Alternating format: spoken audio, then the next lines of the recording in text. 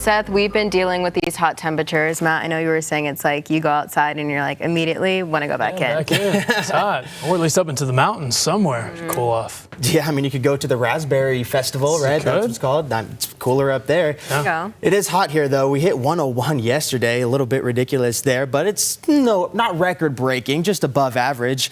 But we're going to get to that in just a sec. First, I want to start this forecast off with a look at the start of the day. This is our Black Desert Resort. Absolutely gorgeous sunrise. You can see we did have a little bit of cloud coverage moving on through this morning, but it's since cleared out. You can see that here on our satellite radar.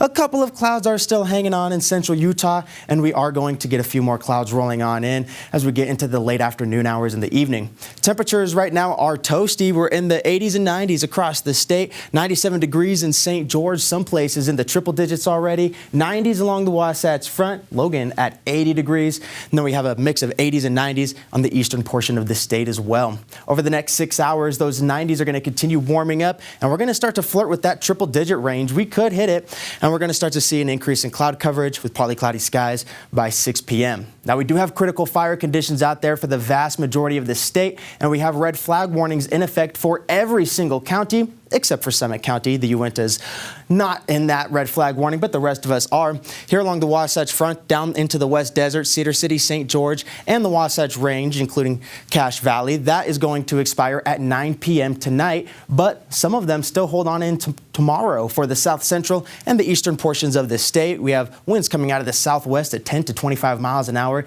gusting up to 35 miles an hour, maybe even 40 at times, with humidity all the way down into the single digits and low teens. So not great fire conditions out there. By the time we get into the late weekend, it'll eventually finally start to taper off. Future smoke shows that we don't have a whole lot of smoke anymore. That's the good news. We still do have a little bit towards the Four Corners region and the Monroe Canyon fire areas downwind, still getting a couple or a little bit of haze, but not like anything we've been seeing over the past few weeks. And even up here in the north, we're not going to be battling too much wildfire smoke. You can see that light gray there. That does indicate some haze, but it's not going to be those thicker plumes. Let's take a look at the futurecast. Unfortunately, it's looking very dry. We have this cold front rolling on through, but it's not going to help us that much in the way of precipitation. The most we are going to get is this tiny little splurge in the corner. Just a couple light showers, if that. I think a lot of it is going to evaporate before it even reaches the ground. And then that cold front that comes through is going to bring cooler air. You can see the arrows here changing to a more northwesterly flow, so we're going to get that cooler Pacific Northwest air, and that's going to drop our temperatures quite a bit. Look at that, a significant drop below average up here in the north, over 10-degree drop in just a day. St. George, on the other hand, not going to be tapping into that cooler weather. Let's take a look at the upper level futurecast. We have this high pressure to the southeast of us and low pressure to the northwest of us, and as they get closer together, it increases that pressure gradient and the winds get funneled in between the two systems, which is why we're getting these breezy conditions. Mild weather as that low pressure system throws a little bit of that cold northern air our way. The mild conditions hold on all the way into the weekend, and then it starts to warm back up and heat up. As we take a look at what to expect for today, it's going to be toasty. We're looking at 90s across the state, a couple triple digits in the hot spots as well. Moab, Bluff, Lake Powell, St. George, all in the hundreds. And we can't rule out triple digits here in the Salt Lake Valley as well, maybe other places on the Wasatch Front, but most of us will just be in the upper 90s.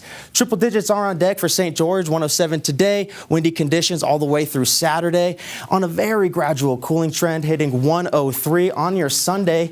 Breezy conditions still are going to persist, though. Partly cloudy skies on your Sunday. That's the most moisture we're going to get, and then it dries back out, warms back up, and things get breezy as we get into the middle of next week. The Wasatch Front, we're going to be having mostly sunny skies for most of the day. More partly cloudy as we get into the evening. That significant drop into the 80s for your Friday and Saturday, and then it starts to warm back up this Sunday, and then we'll be flirting with triple digits yet again as we get into Tuesday. So the moral of this story here is it's very dry, it's hot, and it's breezy, so there is that critical fire risk. Just be careful out there. We're not expecting any precipitation anytime soon.